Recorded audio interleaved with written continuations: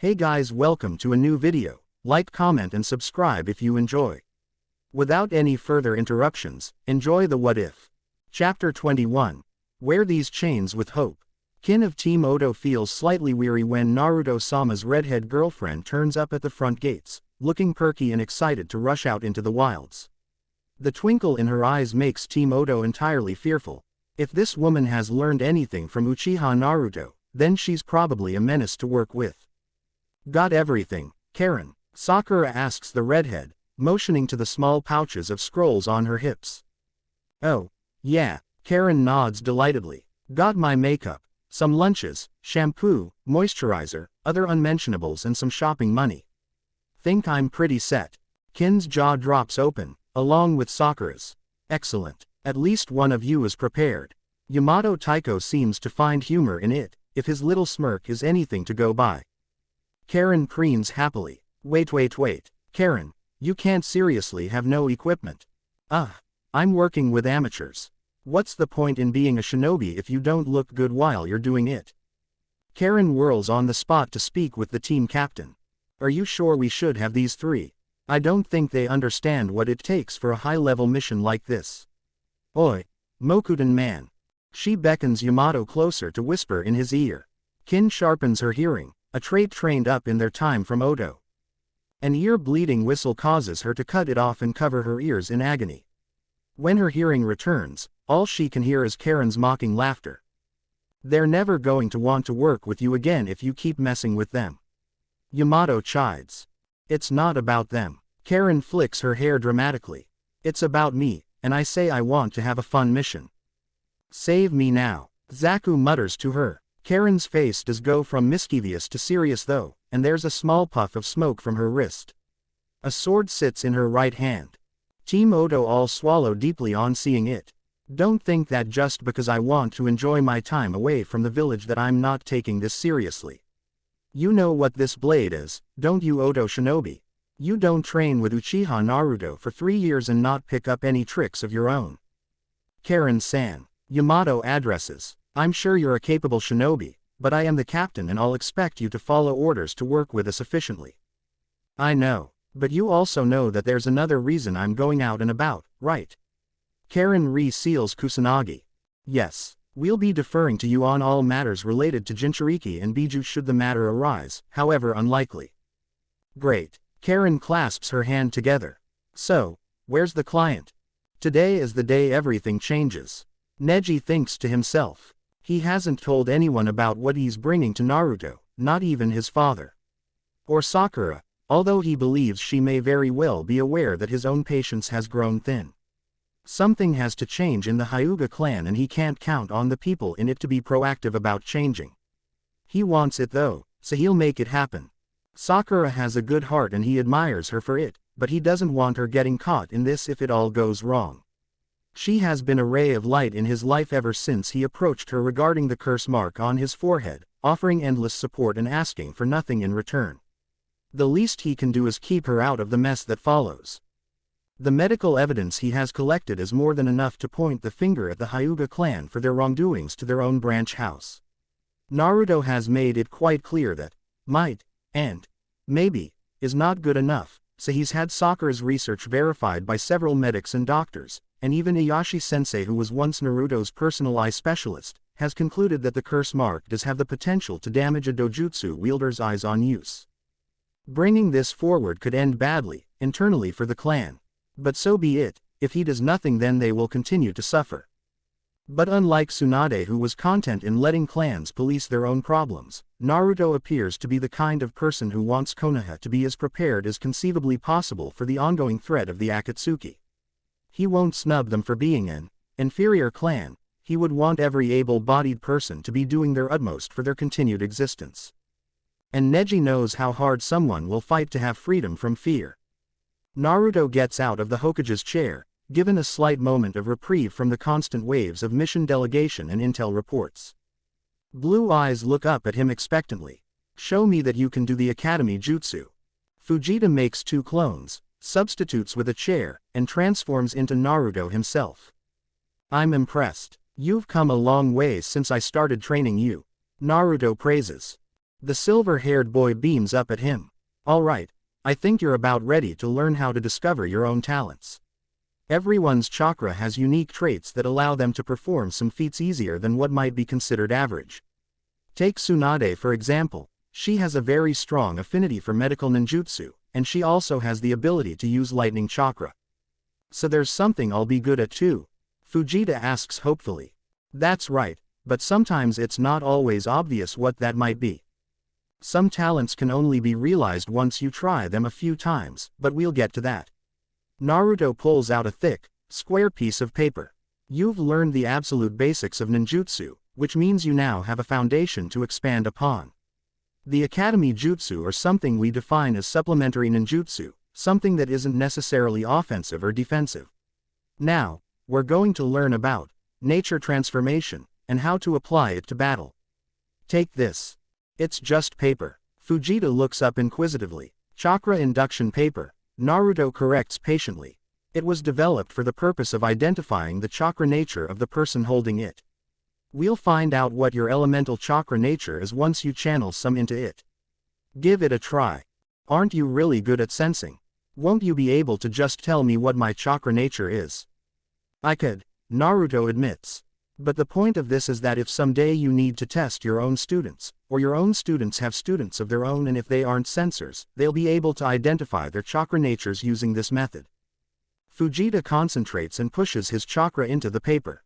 It melts in his hands, the soggy remains slipping through his fingers. Your chakra nature is Suiden. Just like Ji-sama, your chakra nature is Mokuden, right Naruto-sensei? Actually, I was born with two entirely different natures. Kaden and Futon, but I developed more of them as I got older. Remember what I said, sometimes your talents aren't always obvious. But learning to use your chakra nature will be a good start. Are you gonna teach me Suiden? Fujita asks quickly. Yes, but before I do, you need to understand the importance of where and when to use it. The truth is, you're not always going to have a source of water to draw from for your jutsu, and learning to create your own will be difficult. Maybe the most difficult part of your training so far. The terrain won't always be in your favor, so what should you do to prepare for that? Naruto words the question differently, but functionally the same as his grandfather did while training him. Don't rely on it all the time. Fujita responds, unsurely in questioning. That's right, but how? Fujita stops to think while Naruto picks up the soggy pieces of paper and disposes of them. I should learn to not rely on it. That's why you always tell me to master the basics. So I can fall back on other stuff I know in case my Suiden doesn't work. Naruto grins and ruffles the silver spikes on the boy's head. Very astute. Well done. Fujita beams at him again. There's a knock at the door, breaking the peaceful little lesson. Enter. Naruto orders, and Shizune steps inside with Minako close behind. Oni-chan. Minako sprints and wraps around his legs. Demon child. Naruto scowls with purposeful exaggeration. Train me too, Minako demands imperiously. Naruto looks back to Shizune, who shrugs as if to say, your call. Well, I was about to have a clone train Fujita, but if he doesn't mind then I suppose you can tag along too. Minako can train with us. Fujita seems quite eager for it in fact. From what the boy has said, Minako is quite kind-hearted to him despite her devilish nature that she'd seemingly got from Naruto himself. Of course, I may have a neat little trick that might be good for training the pair of you at the same time. Naruto makes a snake seal. Moku Bunshin no Jutsu, wood clone. A small mass begins to emerge from Naruto's leg, taking the shape of a small human. The coloration does too. Fair skin, neck-length spiky black hair, and a pair of three-tomo Sharingan glinting on a cocky visage. Ooh, Shizune coos almost hysterically. I forgot how cute you were at Minako's age. She pinches the cheeks of the child clone, making it pout. Nei-chan. Chibi Naruto protests loudly. Shizune bundles him up in a hug instantly. I made this Moku Bunshin to the exact strength and traits I had at your age. Naruto reveals to Fujita and Minako. It might be a good sparring partner for you. Minako hugs the clone. Let's go play. Train. Chibi Naruto corrects. Big Naruto wonders if he really sounded that petulant as a child. Go on, Fujita. My clone will teach you a Suiden jutsu. Okay, Bye-bye sensei. Bye Monaco's Ka-chan. Have fun, Fujita-kun.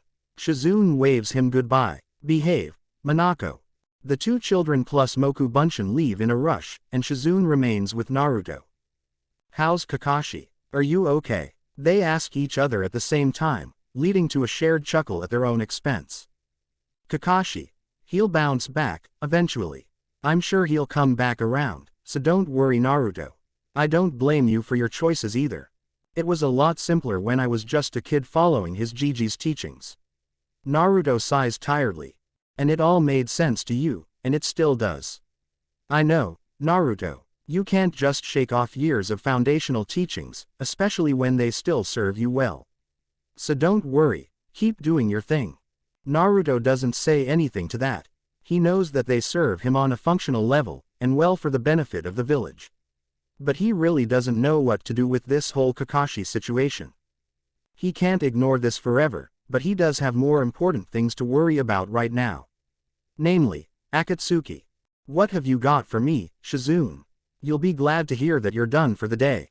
Shizune chirps pleasantly. You're not due to receive any word from other nations about the summit for a few weeks at least, and the Chunin are happy to do lower-level mission delegation.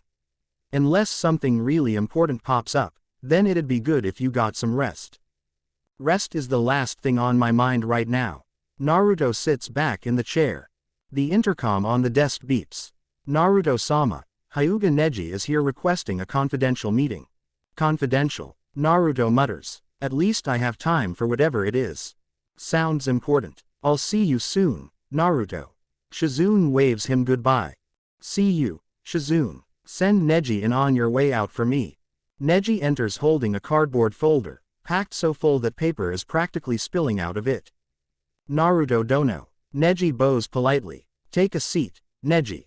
Naruto gestures loosely to a chair. I hope I'm not intruding into your busy schedule. You came at a good time. My business is mostly done for the day. Now, what did you want? I want the laws regarding the use of the caged bird seal to be repealed entirely. Neji states, confidently blunt.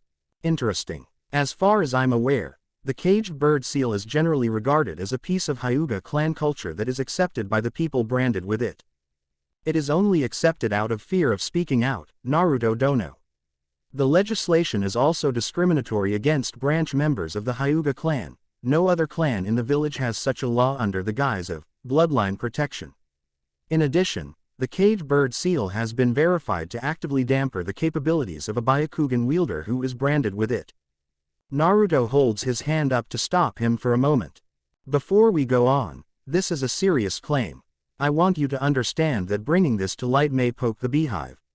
Actively hampering a shinobi's capabilities is something that cannot be ignored, but are you prepared on behalf of the Hyuga clan to stand by these claims, even if it causes distrust towards them for consciously choosing to use this seal?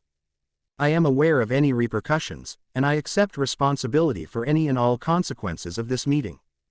Naruto leans forward. Very well. Start from the beginning. Give me your assessment on this legislation, and the details on how the seal is affecting Hyuga shinobi. 1 week later, land of snow.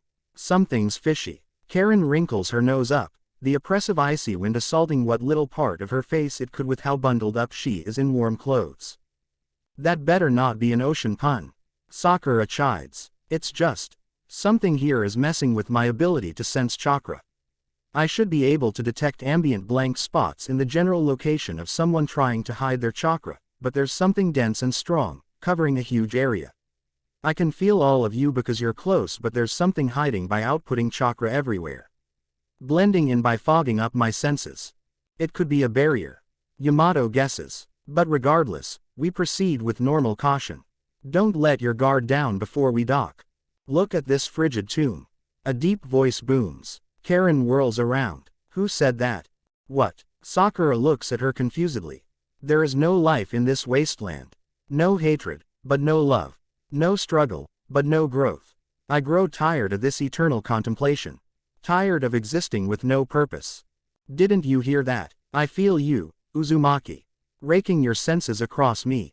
Trying to grasp something that you cannot begin to comprehend. Karen feels a strong headache pounding and tries to massage her head, not understanding what's happening. A trap for censors. Dosu asks Yamato. It's not like anything I've seen before. Yamato keeps keen eyes on Karen. She's not under genjutsu, this is something different. Karen. Sakura bustles to her side quickly, making her sit down. You strain against my presence. But you will learn quickly enough.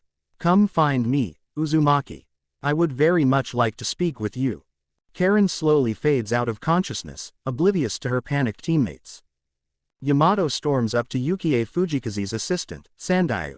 If you are hiding something from me, you will tell me right now. Sandayu reels back, stuttering as he replies. I don't know what you mean. Yamato takes none of it. Do you know who that red-haired woman is on my team? That's the future wife of Uchiha Naruto, who is not only our current acting Hokage, but quite possibly the most dangerous man alive. If he finds out that she got hurt or worse, he will stop at nothing to find out who was responsible, and if that means he has to crush every nation one brick at a time, he'll damn well do it. Do not lie to me. I lied about the contract. Sandayu blurts out. But I don't know why she fainted. I swear. You will be paying triple the stipulated mission fee. Yamato tells, not asks. You will tell me every last detail you omitted from your request, and you will be waiting for us to investigate what exactly caused this chakra disturbance in her. Sandayu has no choice but to bumble his way through an explanation. Konohagakure, Hokage Tower, have the clan heads been informed? Naruto asks through the intercom. Yes, Naruto-sama, are you prepared for the meeting? I am. Please send Yumino Iruka here to cover low-rank mission delegation, and Anbu Internal Affairs to escort the relevant medical specialists to the meeting chambers. Thank you. Of course, Naruto-sama. Naruto stands up and makes a swift and brief journey to the meeting hall. Neji is already waiting outside. Don't be so nervous, Neji. Present everything exactly as you did to me, I'll make sure there aren't any interruptions. I cannot help but be apprehensive, Naruto Dono. I've worked hard to get this far, I don't want it to come crumbling down now. Neji straightens up his kimono. Wear some confidence. Fake it till you make it. Naruto is entirely unconcerned. Neji's report is pretty unflattering, and besides, the meeting isn't a vote. Naruto will be telling them how it's going to be, and that future attempts to engage in such obvious bullshittery will not be tolerated. They wait in the chambers for everyone to arrive, Naruto taking a seat in Tsunade's spot while Neji stays on the other side, ready to present numerous copies of his works for each clan head to go through. Soon enough everyone is present, although there is some grumbling from Shikaku, obviously not keen on being dragged away from some new napping location he'd found to escape his wife. Hyuga Hiyashi looks displeased as well, though an underlying apprehension mars his visage at the sight of Neji. Be seated, Naruto orders. Ordinarily, clan matters such as this would be sorted out in private. However, since I will be repealing a law that affects all of Konoha and replacing it today, your attendance is required so that if your clans have such proclivities, you'll be changing as well. That is among the list of things we'll be speaking about, and then afterwards I expect all of you to bring up the concerns you have too. Understood. The clan heads chorus. Firstly, we'll be discussing the legislation that brings discrimination to a sect of the Hyuga clan. It was institutionalized by the Sandaime Hokage and has only served to hinder some of the finest shinobi Konoha has to offer. The use of the caged bird seal was approved under the guise of bloodline protection, but only serves to be detrimental to Konoha's forces. We have Hyuga Neji in attendance to present reports from doctors and medics that he commissioned to investigate the health effects of the seal, as well as said specialists to verify the concerns. Naruto leans forward, Rinnegan glaring ominously. I do not think it needs to be said that anything regarding active measures to sabotage Konoha's shinobi will be acted upon with prejudice. However, I will allow any party with vested interest in this topic to contribute their assessment of this legislation before doing so again at the end of this case when the research has been shared. Would anyone like to speak up? Hiyashi shoots out of his chair, expectedly. The caged bird seal is Hyuga clan tradition. To repeal the law that allows us to use it is an attack on our clan and culture. The seal prevents any enemy shinobi from stealing the Kekkei Genkei from those in the clan who do not have the talent or skill to keep it to themselves. It is only for Konoha's benefit that this legislation is in place, to stop the enemy from obtaining our bloodline. There are nods of agreement, given that it is a practical use of the seal. Naruto takes it in with a straight face. Hyuga Hiyashi has spoken. Would anyone like to present an agreement or argument to the point? Neji stands up and makes his way to the guest lectern. Hiyashi Dono raises a valid point on the nature of Kekkei Genkai protection. Neji agrees, Aslo straight-faced, although Naruto knows it pains him to do so for the sake of a bureaucratic meeting. What Hiyashi Dono has omitted, however, is that the caged bird seal is primarily used as a tool to force Hyuga branch members into submissive slavery. I have the research to prove that the tortuous nature of the seal is extremely detrimental to anyone who has had it used on them. On the grounds of branch members being too weak to stop their Kekkei Genkai from falling into enemy hands, Hyuga clan culture dictates that the vast majority of branch members are to only operate as servants to the main branch, and do not have the opportunities to outgrow this culture on their own. With the removal of the seal and therein a removal of that innate fear of torture, Hyuga branch members can explore opportunities to become servants of Konoha as shinobi, or any other trade that benefits the village. Naruto nods, not giving an agreement to either side of the argument. Anything further? He asks the assembled clan heads. A small pause of silence gives him the message of, no. Hyuga Neji, you stated that the caged bird seal is used as a method of torture and slavery, but you also stated that it has tangible effects on development in Hyuga shinobi. Explain your statements and provide evidence. Neji passes a stack of papers to one side of the room, and each clan head takes one, along with Naruto. According to shinobi medical specialist Haruno Sakura, on data collected by assessing 14 branch Hyuga members who frequently receive exposure to the seal, the subjects displayed optical nerve damage, which is verified by Ayashi-sensei, who is present here today. In addition, branch members are 10% to 300% more likely to experience seizures while engaging in active duty, verified with data collected from head neurologist in Konoha's hospital, who is also present. And finally, a Hyuga branch member is 800% more likely to suffer from severe depression before they're 30, verified by Yamanaka Inoichi. Inoichi stands up and stares down Hiyashi confidently. I stand by the research. I've been saying this for years along with the other specialists, but we have been consistently blocked from bringing it up to Konoha's council. Yes, Naruto cheers inwardly. Finally, I can chase up what Tsunade said. Blocked. Naruto interjects immediately. You will explain this to me later. But for now, I want everyone's attention on the matter at hand. Hiyashi visibly holds in his anger. I went over the data when it was presented to me at an earlier date, so my mind was made up before this meeting was announced. What you are here for is to understand that any action against Konoha's shinobi or even its civilians will not be tolerated under any circumstance, no matter your clan. I hereby repeal the Bloodline Protection Act, of which has been used to marginalize a group of our finest. All Hyuga branch members are to report to me immediately to have the caged bird seal removed permanently. If any Hyuga finds destitution as a result of my decision, the Uchiha clan will provide sponsorship for them until a time in which they can become independent members of our village. This matter is concluded. A writer for Konoha's newspaper rubs her hands together gleefully as Neji wails with joyous tears. Anbu Taka is responsible for overseeing the former branch members move into the Uchiha compound as their temporary habitat until they can find their footing with this new freedom they've been given. Perhaps unsurprisingly, there wasn't a single one who wanted to stay with the main branch. His Sharingan assesses everyone that goes in from a rooftop he's perched on. They seem happy, Naruto says at his side, the soft breeze flicking his hair about. Of course, I don't want them here. But it's a hard situation and we need everyone working for the benefit of the village right now. Taka watches as Hinata and Neji spar in the training grounds.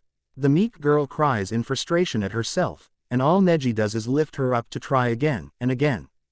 Family is wonderful, Naruto says again. It's something that was taught to me by the matron at my orphanage. I didn't really know what it meant at the time, but I understand it after Karen, Kakashi, Shizune, Minako, you, and even my old man. Families will go to great lengths to protect each other, to rise above whatever comes their way. Of course, there are always bad apples. But can you see an ideal like this and understand just how attractive this might be to a lonely orphan boy? I understand well, Naruto-sama. Taka replies formally. Sasuke, you're not fooling anyone with that stupid bird mask. Your hair and eyes stick out like a sore thumb. I get it, Naruto. I do. And it's not stupid, it's representative of the dismissal of my personal desires for Konoha's sake. Did they haze you and make you paint your own mask? Naruto interrupts jokingly. Quote. Yes. Ha ha. Ha ha ha ha. Taka is thankful that the mask hides his embarrassed face. Don't you have important Hokage crap to be doing right now? Taka grumbles. Yes. I suppose I should make an appearance for my super important meeting. I'll leave you be, but be on standby in case I need you. I have a feeling that it's going to be an interesting one. Naruto flitters away with nary a sound. Asshole, Taka mutters. You said you were being blocked from bringing your findings into the Hyuga clan to council meetings. Explain. Naruto orders Inoichi, who takes a seat alongside Nara Shikaku and Akamichi Chusa. We believe that several clans were colluding for the sake of protecting each other, a secret alliance, but we couldn't prove it. We had circumstantial evidence at best. Inoichi states evenly. Shikaku straightens and picks it up. It hasn't reared its head in a while, since Tsunade-sama took position as Hokage, but it was always the same clans being bailed out when they caused trouble. Sandaime-sama was very overt with it during his rule. Whenever Uchiha Fugaku tried to bring attention to criminal behavior during his time as head of the Uchiha police force, Sarutobi would always deny the happenings or pass them off as shinobi simply unwinding after difficult missions. Even the worst offenses would be passed over as nothing unless public scrutiny was too strong, and that included crimes such as murder in rare occasions or sexual assault being more common than that. The process for bringing this to the attention of the council was and is still too slow, unless you have a friend in a high place like Hyuga Neji did. The reports have to find their way through too many people, some of those people having sympathies and biases towards certain clans. I see. And you believe that this continues to affect the process of the judicial system when it comes to shinobi crime? Naruto tries for further clarification. Yes, Naruto Dono. Chusa confirms. Members of the Akamichi clan have found that discriminatory crimes and assaults were often ignored, but only when the accused were from a small list of clans. Tsunade-sama has had her hands full cleaning up Danzo's mess, so she hasn't been afforded the time to look into this. And what is the consensus between the three of you? Which clans do you believe to be colluding and obstructing justice, and do you believe that your clans are being targeted with this? Shikaku shares a look with the other two. We looked into it as best we could, collecting information from as many different clans as were willing to participate into our search for figuring out what was going on, and across the board we found that the Sarutobi clan, the Hyuga clan, the Shimura clan, along with Sarutobi's two advisors who were on his genin team, all have a dramatic over-representation in Konoha's judicial system. Everyone who tries to take action against these three clans find that their claims get lost in the works. This happens to us, but even we're able to slowly work our way up the ladder in those occupations. The only two clans that were completely excluded from even participating were the Uchiha and Senju, because the higher-ups of these systems seemingly didn't want them there. We couldn't figure out why that made sense. Inoichi comments. Only one exception to these examples was ever made though. I was the one who did Uchiha Itachi's first psychological evaluation when Sarutobi recommended him for Anbu. I found that Itachi's behavior was too unpredictable, but Sarutobi sponsored him to get through to the next stage. Hitaki Kakashi refused it anyway. Naruto interlocks his fingers and stares at the three of them. You have told me nothing I didn't already know. But you bringing this to my attention has provided me a reason to look into it using Konoha's resources. If I act on these accusations and investigate, are the three of you willing to provide a statement should anything suspicious be found, and that you prompted me to look into it? Yes, Naruto Dono. The three agree readily. You are not to speak a word of this meeting to a single soul. Am I understood? Understood. Good. You are dismissed. The three clan heads leave, and Naruto lets out a high-pitched whistle. An Anbu appears before him. Gather your team. I have an S-rank internal affairs mission for you. Karen veers off the path again, trying to follow the calling of the strange voice. Off into the storm of white mist, and how easy it would be to get lost.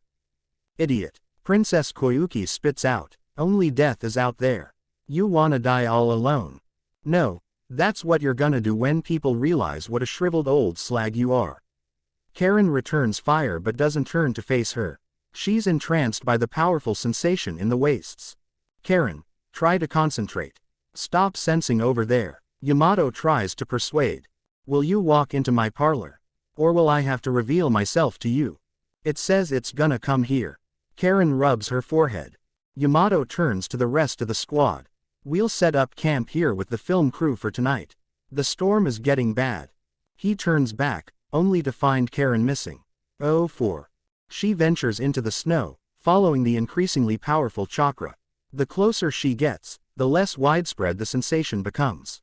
It starts to become a singularity of pure power, so massive that even Naruto barely matches it when it comes to density. But unlike Naruto's chakra, this feels so dark. Karen stops. Well, I'm here. Amusing, that the person to find me would happen to be cut from the same cloth as the one who lost me. There is a gold glow before her eyes, and the heat melts the frost from her goggles.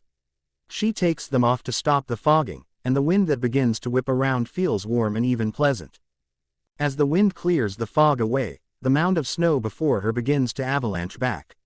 Orange fills nearly the entirety of her vision. A massive cocoon like a flower bud unfurls slightly before expanding and launching a gale so strong that the snowy fog blasts away, leaving a moonlit sky and a clear picture of just what was calling her here. 2 slitted red eyes peer down at her in front of 9, swishing tails. You finally grace me with your presence. Kyuubi. Karen mutters in shock. I see that you understand what I am. You moron. Karen screams at him. Why reveal yourself now? There are psychas scattered across the world trying to capture you and all of the other Biju, and when they do, that Jubi monster will return to destroy everything. The Kyuubi outright laughs at her, a harrowing echo that rattles her bones. You're just like Kushina, either too stupid or too brave to stay her tongue. I mean it. Now everyone is gonna know. And pray tell, what makes you think I didn't want this? Karen stops her berating of the Kyuubi. I felt it when Shukaku vanished. My connection to the natural chakra of the world helped me understand what happened. The pieces are in motion. There is a wielder of the Rinnegan trying to become the Jubi Jinchuriki, and the only thing I can do now is to fight that fate. You could have fought it by just staying hidden. Karen tries to reason. The Ghetto Mazo does not discriminate with how much of us it needs. It grows ever more powerful with our entire essence, but natural energy will replace what it needs so long as it has but a mere piece of our power. It may be slow, but it still works.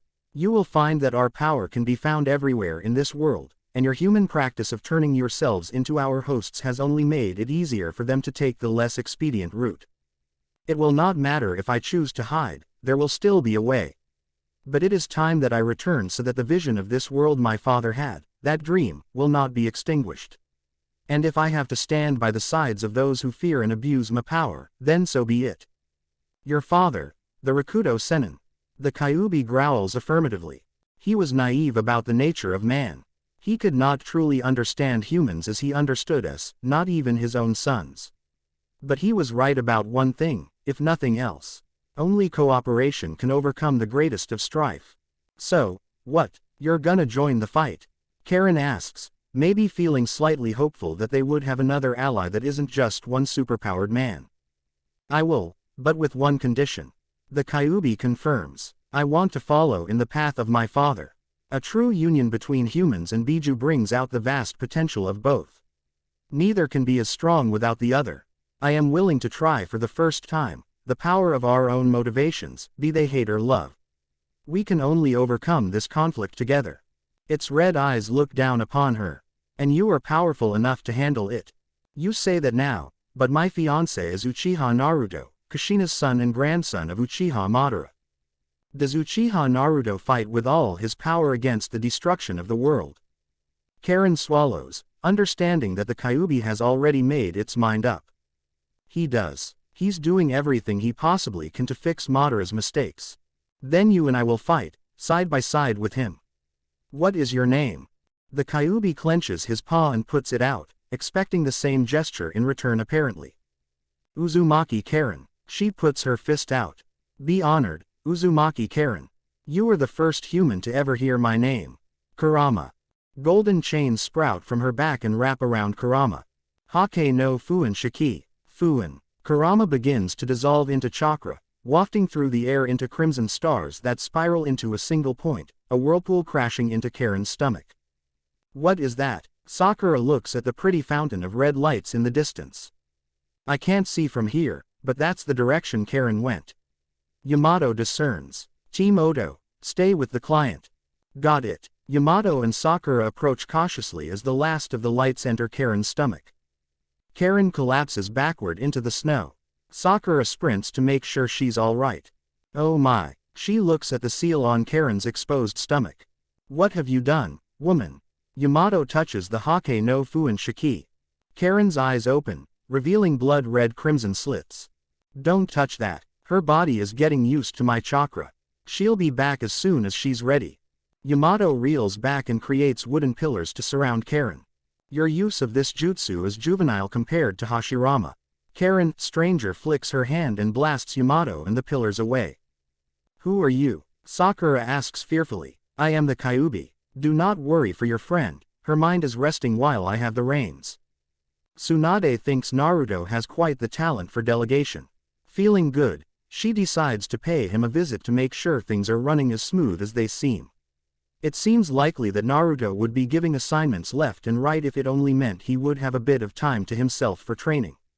All in all, besides grumbling from the Hyuga clan she'd yet to investigate, it's been a nice holiday. Naruto seems to be doing very well.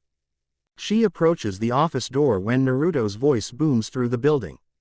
What the hell have you done, Karen? Oh dear. Entering without a knock, she spots Naruto pacing around the room. What's happened? What's the panic about? Tsunade questions, seeing no one else in the room. He turns to face her, but there's something different about his visage. His Rinnegan glint brilliantly, but there are markings under his eyes. Resting under them are two halves of a split, black leaf. She understands what the pigment signifies, and she knows that it has magnified his already insane sensing power, and he has obviously felt something that has left him disturbed with his beloved. She just turned herself into the Jinchuriki of the Kyuubi. Tsunade turns on her heel and goes back home. Nope, this is Naruto's mess to deal with. Chapter 22, Communion. Jiraiya visits Naruto in the Hokage office out of boredom. With other hands on his spy network, he has been left with much free time to do with as he pleases. Putting up with Tsunade's mood swings is not something he'd been keen on today, and with his apprentice out and about doing super secret stuff, he thought he'd stop in and pay his godson a visit. It's always interesting when Naruto brings up something that he doesn't often think about. Sure, he does give a lot of thought to the ideal of peace, but the nature of chakra itself and folklore of their shared power is something that is usually just accepted as much as the sky is blue. Do you ever wonder why exactly Jinchuriki are so feared? Naruto asks, expression pensive as he languidly rests his feet on the desk. Jiraiya blinks. I thought you of all people would already know. The strength of chakra magnifies the existing abilities of a talented shinobi. Just imagine what you could do if you had a biju sealed inside of you. Ah, but that's just it.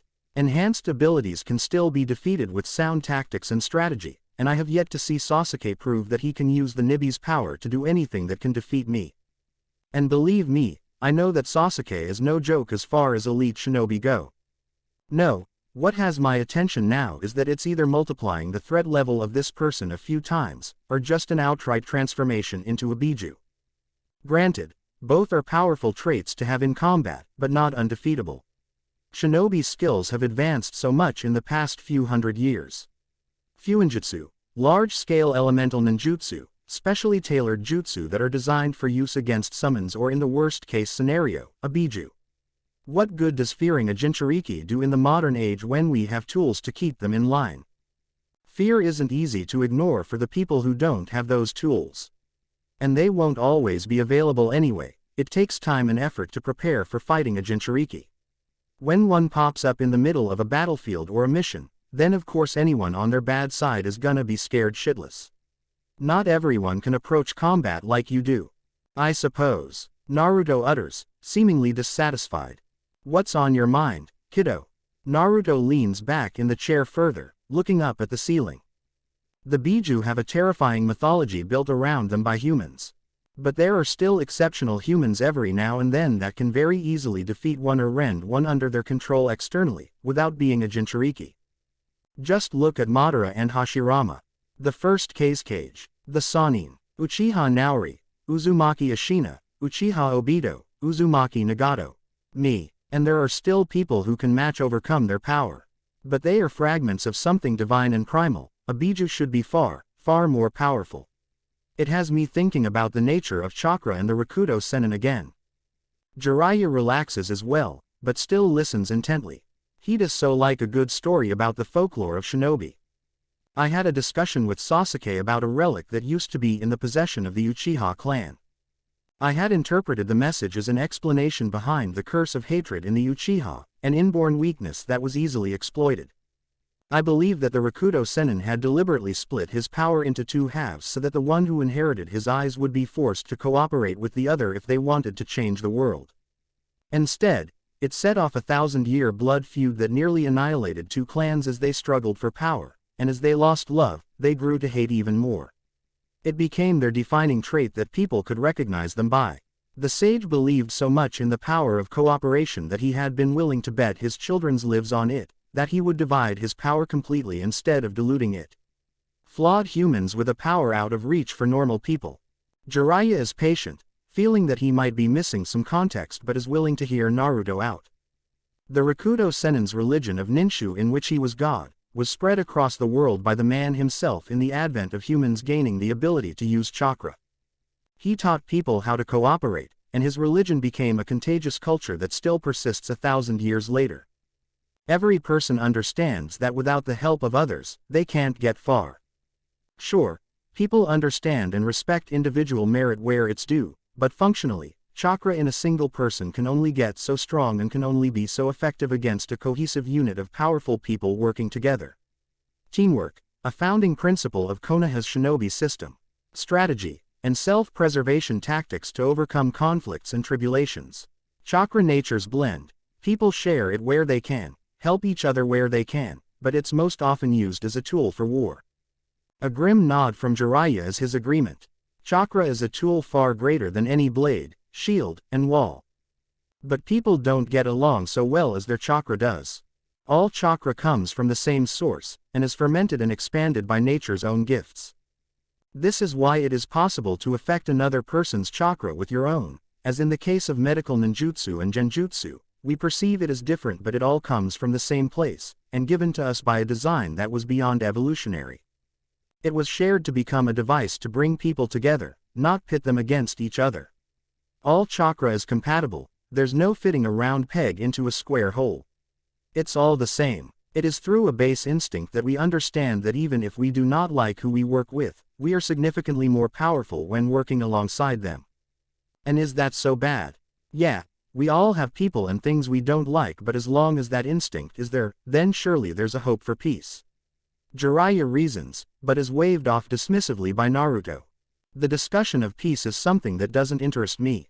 No, what I'm curious about is how the Biju fit into this system that we believe grew organically. With the exceptions of incompatible people, Biju chakra can significantly magnify a shinobi's power.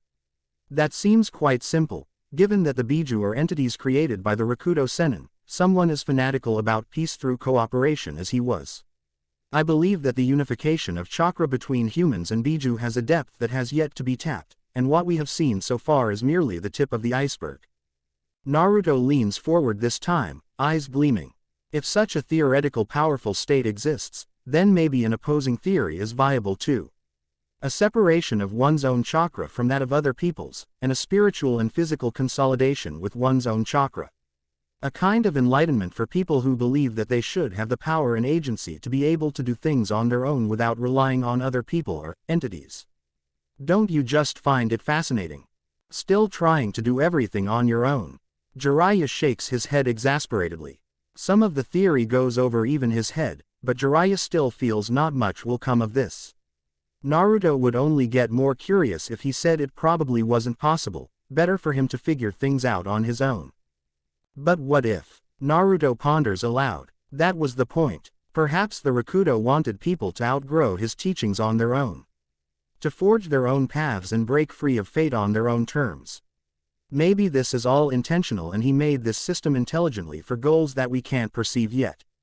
I think, Jiraiya leans forward in the creaky chair, that you have too much time on your hands. Should have known you wouldn't understand, geezer. I'm not being disparaging, kiddo, it just reminds me of your dad that you're so into your chakra theory and research. But you've been cooped up in here for a while. How about we escape for a bit? Get some lunch, maybe spar a bit. Doesn't look like you've got anything else to satiate your boredom. Is a man your age really up to the task? Naruto asks with a mockingly contemplative expression. Jiraiya grins. Tsunade told me you have a new trick. A senjutsu battle. Let's see if you have the natural intuition to get the best of me. Naruto rises, looking eager. Let's see if you're all talk, old man. I'm looking forward to wiping that smug smile off your face, brat. Either without much thought or much care, neither paid attention to the secretary rubbing her hands together. Two heroes of Konoha stand opposite each other. Jiraiya with his hands in an unusual looping seal in front of his belly, and Naruto with his hands simply clapped together. They're just standing still. Minako pouts. Maybe it's some unspoken rule between sages. Paying respect. Some kind of honor tradition. Shizune guesses uncertainly. They aren't the only ones gathered. After word got out that Naruto and Jiraiya were going to have a senjutsu battle, dozens of shinobi rushed to find them. Some just for the spectacle, and others because the Hokage's secretary had elected to start a betting pool. Off-duty members of the barrier corps turn up immediately, a good sign of initiative on their part. The Doden-wielding shinobi in the crowd using their chakra to create a stadium cradle is a bit over the top, but Shizune guesses that boredom is a strong motivator. Grandstands are built separately in conjunction with the barrier corps. Rather than limiting the fighting area with one large barrier, they elect to create smaller stands with protection surrounding each one. Shizune spots another mop of silver hair. Oh look, Fujita-kun is here too. Wanna say hi to your friend? Minako is already running off before she can finish her sentence. Oh good, Shizune sighs, not wanting to be a bad influence. She turns to the bookie. 20,000 ryo on Naruto. What are you up to? Naruto can't feel natural chakra coalescing around anything but himself, but Jiraiya seems to still be controlling a massive amount of his own. Does he have some different method? Naruto refocuses and continues to absorb energy. This wouldn't do. Entering sage mode takes far too long. Finally, he feels the balance in his energies and nature. Done yet, old man? Naruto taunts cockily. Jiraiya opens his eyes and grins back. He bites his thumbs and wipes blood down his eyes. Just waiting on you, brat. Two huge plumes of white smoke erupt on his broad shoulders, mystifying Naruto. All that waiting for a summoning. Only the amount of chakra used doesn't match up to the small creatures Jiraiya brought forth. When the smoke clears, Naruto sees two creepy toads perched on each shoulder. I was in the middle of making lunch, ya dumb brat. Go easy on. I am Ma. Jiraiya-chan hasn't seen us in so long. He probably missed ya. Ma, Pa, sorry to inconvenience you. Was got ya riled up, Jiraiya-chan. Look right in front of you. The toads, Ma and Pa, do exactly that, eyes popping out clearly as they take sight of the confuddled Naruto. The Rinnegan. Pa exclaims in shock. He's using senjutsu chakra, Pa. Jiraiya-chan, this man. He's not an enemy. Jiraiya shakes his head, and Naruto notices his enlarged nose riddled with warts and misshapen eyes. This is Minato's son, Naruto. I'm sorry to say that if I didn't summon you for this spar, he'd wipe the floor with me. Minato-chan's little boy, Pa asks excitedly, with those sacred eyes. What a marvel. Pish posh. So what if he has some creepy eyes? Ya took me away from lunch. You're one to talk for having creepy eyes, frog hag. Naruto provokes, seeing that she probably wouldn't cooperate with Jiraiya unless he pissed her off. As disrespectful as mother, stupid brat. Now Ma, the boy is just confused. Let's introduce ourselves. Naruto vanishes in a blue of motion, ground shattering in the wake of his dash. His entire body twists for maximum output in his punch straight to Jiraiya's face. There is a gust of wind behind Jiraiya, but all the man does is catch the fist. Naruto is surprised to say the least. That punch should have sent Jiraiya flying. Enhanced sensory perception, enhanced speed and strength. You don't think this is all Senjutsu is capable of, do you, Naruto? Let me show you the power of Jiraiya the Gallant, the Toad Sage. Jiraiya whips Naruto's arm up and sends a kick to his stomach. Naruto leaps up to whirlwind his own kick at Jiraiya's head, but he is brought down to the ground again by a pressure that he doesn't see. Jiraiya's kick doesn't land, but it still makes a shockwave so strong that spittle flies from his mouth as he gets sent away 100 feet. Naruto scrapes along the harsh ground before flipping back onto his feet, readying himself again. I'm positive I dodged that. Can he replicate his punches in any direction using Senjutsu? No, it felt like a punch that split off from his fist. His taijutsu is tailored to match the power of Toad-style Senjutsu. Spectators look on as Naruto cartwheels back onto his feet and into a more grounded and ready stance. What the hell? Kiba asks aloud in shock. Indeed. Neji looks on with wide, pale eyes.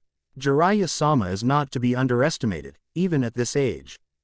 Even still, I wouldn't underestimate Naruto-sama. Hazashi adds. We have seen him adapt to difficult situations before. I wouldn't put it past him to identify just how Jiraiya-sama did that without hitting him. I, for one, didn't see anything. Neji looks thoughtful, however. Perhaps there is more to this spar than we can perceive anyway. Senjutsu is supposedly legendary. Naruto doesn't hesitate, eager to gauge Jiraiya's skill and feeling the thrill of a potentially difficult fight for a change. He breaks out into a sprint, and he blurs into motion, enhanced by the power of his Sage Mode. Jiraiya sees it coming, or feels it, and his stance changes. Naruto catches a punch by wedging it between his hands, rather than deflecting. Jiraiya tries for an open palm strike, intercepted again with the younger man jamming his foot into the palm. I see now. Naruto grins, wide and wild. Interrupting the movement stops the invisible Senjutsu strikes from splitting off. He goes for his initial strike again, whirling into an axe kick that pelts Jiraiya straight in his head with enough force to shatter the solid ground beneath them. Unsurprisingly though, Jiraiya braced himself for it. As powerful as the kick was, one hit wouldn't be enough against another sage. The eruption of dust is kicked around more by spears of long, sharp white hair swishing around and smashing through any rock in its way. Realize you can't win with taijutsu. Naruto ducks and weaves narrowly. His coat gets nicked more than once, but the dodges are precise and not a strand touches his body. Taijutsu is one thing, Jiraiya strikes a mighty pose. But let's see you add everything together. It's not really fair to use the Rinnegan. The old man is giving it his all, he wants to have fun just as much as I do. Jiraiya and the toads clap their hands in unison. Senpo. Gomon, Sage Art. Bath of boiling oil. 3 jutsu combine to make a tsunami of boiling oil, so packed with heat that it glows white. Naruto observes the wave, crashing and burning anything it came into contact with. He could feel the heat as the landscape changed, getting closer and putting the battlefield advantage in Jiraiya's favor. But what makes it Senpo? Is it only possible by using natural energy? The wave should be spreading out, but it's behaving as if guided. No matter how much it tides and surges, it's still coming towards him. Senjutsu chakra isn't a flat power boost, it grants control over the jutsu to a level that isn't feasible for normal people. For people with fine chakra control, it would be a linear boost in chakra strength. Even still, Naruto wants to know just how much this will affect his own ninjutsu and genjutsu. He's letting me work it out on my own when he could be pushing for the advantage. You really are a good teacher, Jiraiya. Let me give it a try. Naruto doesn't weave a sign, but inhales a large breath. Senpo. Futon Daitapa, Sage Art. Wind Release Great Breakthrough. Even Naruto didn't expect the sheer concussive power of the stream of wind that launched from his mouth, but batting the boiling oil away wouldn't be effective. He concentrates and splits the burning sea with his jutsu straight down the middle and gets ready to send some Kaden down the passage. If only Jiraiya made it that easy. As soon as the oil parted, sound waves that sounded like the croaking of frogs began to disorient him. Genjutsu. Naruto realizes, if he stops the futon stream then the oil will get him, but he can't resist the genjutsu forever while already concentrating. He feels like his brain is rattling around in his skull, but he focuses enough to remember that Kabuto used a sound jutsu with his own Sage Mode.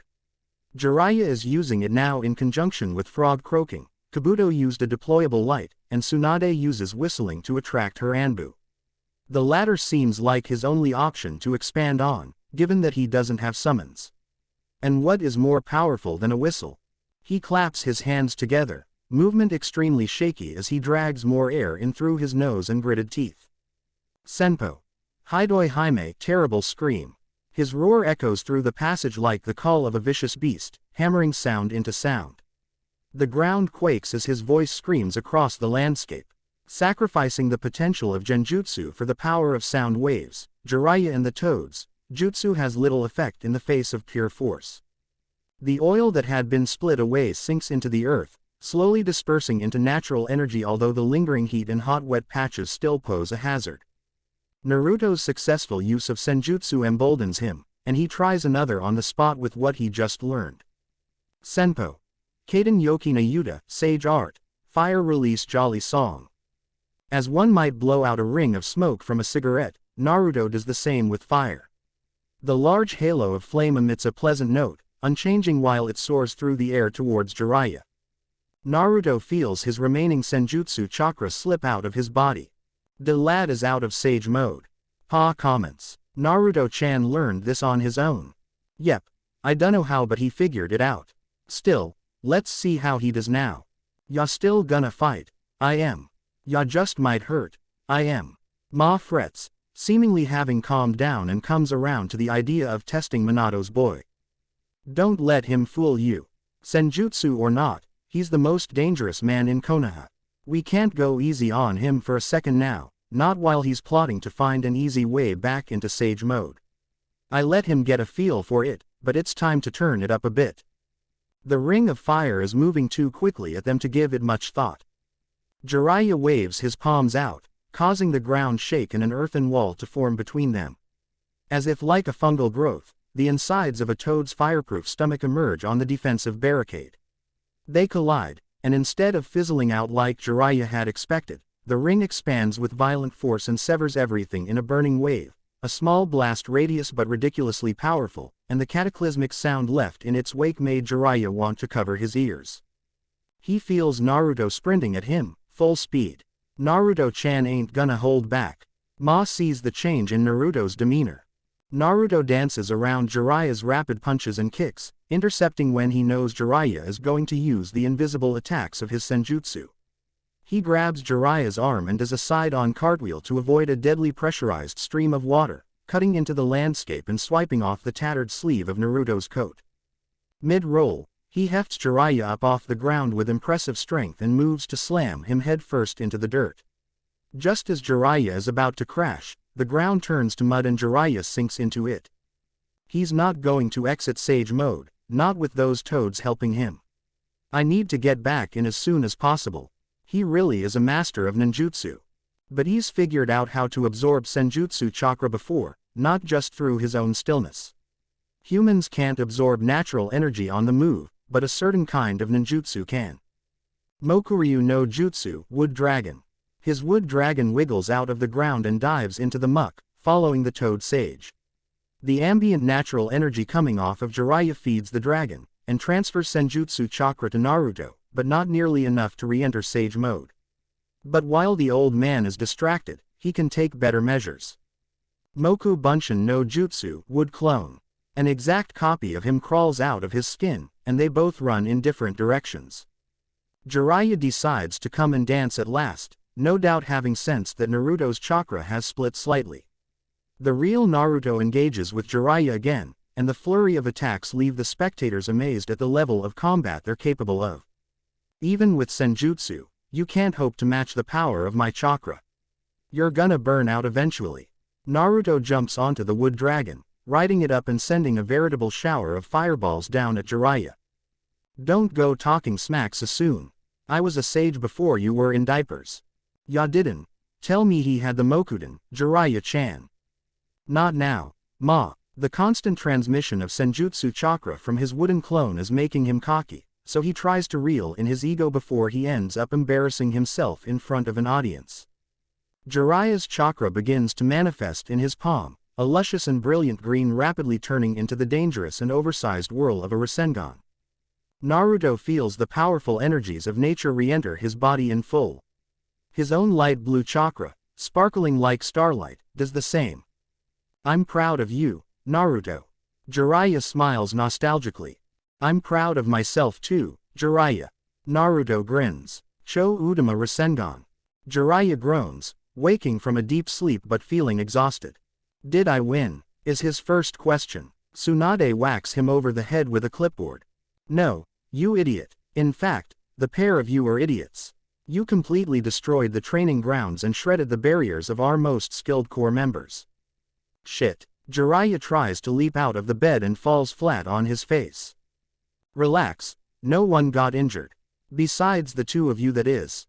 We didn't ask for anyone to watch us. Don't these people have anything better to do with their time? Seriously, in our day.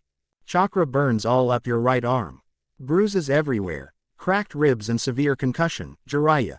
That's what I had to heal with you. Tsunade interrupts, voice clipped and clearly displeased. Jiraiya nearly cows at the tone. He would pay for this, but... Is Naruto alright? Jiraiya asks hesitantly. Oh yeah, he's fine. Got the same injuries you did, minus concussion. He just walked it off for a few minutes and he was good as new.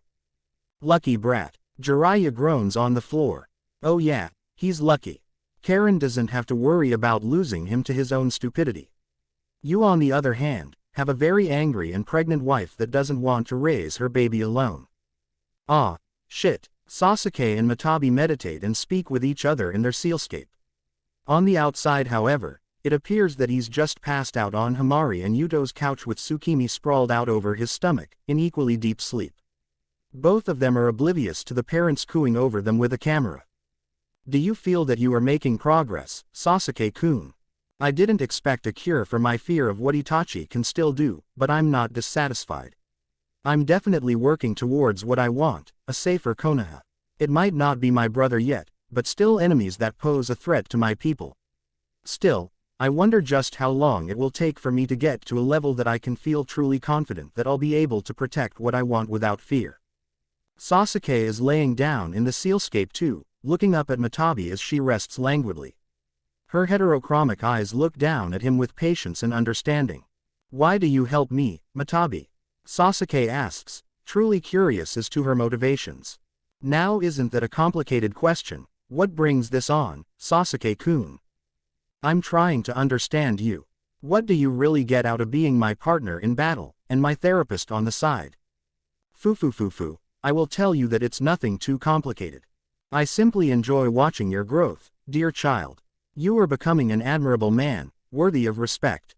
You should carry yourself with the dignity you have earned. But, that is but one reason. Part of my desire to synchronize with you completely is selfish. You could not understand this as a mortal, but I simply do not get tired of living. I love humans, I love our conversations, I love the things we can do together, and it is my desire that I live out eternity without regret of never having made the most of my time with your species. Matabi's fiery fur skates across his body, leaving no burn. I do not wish to die. I have helped countless humans do great and terrible things, and perhaps I am part of the reason why my kind is so feared. But I made those choices. I have the power to decide what I do with this immortal life. That is something that I am thankful for to my father. And I hope that one day, perhaps you, or perhaps another, will truly become one with me. I want to reach my absolute best. Is this not a natural desire in humans as well? Do you think it's possible for a human and a Biju to truly reach that level together? If you can think of something better for me to strive towards, do let me know. But do not give it so much thought, Sasuke-kun. My desires are hardly ominous. I truly do not want much, only to live happily on my terms. Sometimes that is too much to ask for. I mean, what if you could enter Mugen Tsukuyomi? Matabi is silent for a moment. Merely an addictive temptation. Such thoughts take us away from living happily in the now. I want my happiness to be a result of my own efforts, not to have them handed to me. Life is full of miseries and mishaps, but it is our suffering that gives meaning to the joys we can experience. One might say my goal is as a gardener, To whittle away which poisons the fulfillment of many others. That is what you do now, Sasuke-kun. Our union can let others experience more joy than they would have if we don't do dirty work. Necessary evil, Sasuke says aloud, not liking the phrase. But it brings up questions about his life up until now. What if he has the best possible outcome already? That perhaps others enacted necessary evil to bring him happiness. Maybe there is more to his life than he thinks. And maybe he needs to understand just what people have sacrificed for him. Karen is asleep in the ship taking their team home, still adjusting the heavy chakra now cradled in her body. Can you stop thinking about how your Uchiha is going to molest you when you return home? I'm going to be sick. Stop reading my thoughts then, you overgrown fur ball. You're trying to suppress me too much. Let my chakra merge with yours, it'll be less painful for the both of us. Wait, it hurts you. Your control is slipping in your efforts to keep me down to mitigate your physical pain. Your concentration is focused too much on something you don't need to do when my chakra will heal you quicker, and it's letting your emotions bleed through our connection. My pain is mental, from witnessing the horrid things you two do in that bedroom. Karen ignores that, but tries to let the chakra through a bit steadier than before. Better. Kurama lazily put his head on his paws, tails flicking. I don't get it. Why do you really want to be sealed in me? Karen asks, trying to blink away the headache. My father envisioned that a time would come, where humans and Biju would stand alongside each other. I have witnessed what your kind is capable of, in both hate and in love. This Mugen Tsukuyomi was destined to happen again eventually. Our father foresaw that despite his efforts to unify humanity, they would not weather the coming storm alone. He created us, with what your species was not ready for. I want to fulfill my purpose, to live alongside humanity through what I perceive as both the good and the bad. That brat's mother taught me how strong love can be, and his wretched grandfather taught me the hatred of your sniveling race. Gimme a damn break. Your father created the curse of hatred to force his kids to work together. Hold your tongue, wretched child. Kurama howls viciously, shaking the mindscape. The full force of Kurama's hatred rattles her senses, and she nearly passes out for real. Kurama calms himself. My father was a naive being. His kind could not truly be called man, but he sought to understand humans like no other had ever done before. And when he traveled the world, sharing his power with them, he learned to understand love as humans do. He felt it too, for a female of your species, and sired 2 children who he treasured like nothing else. He witnessed what man is capable of.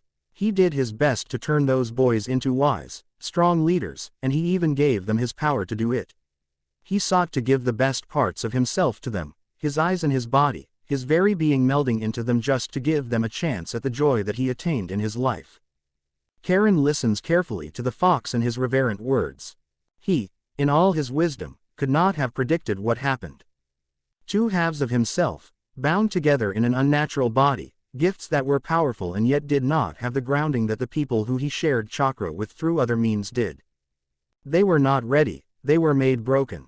One child was so consumed by hatred that it defined his existence with suffering, and the other so infatuated with ideals and platitudes that he had unrealistic expectations of what people should be like, rather than what they wanted to be like. They didn't understand humans, because they were broken humans, made by a mistake. Kurama huffs, letting go of his anger. Thank you for watching. If you enjoyed the video, be sure to like, comment and subscribe, as well as checking out the author on fanfiction.net.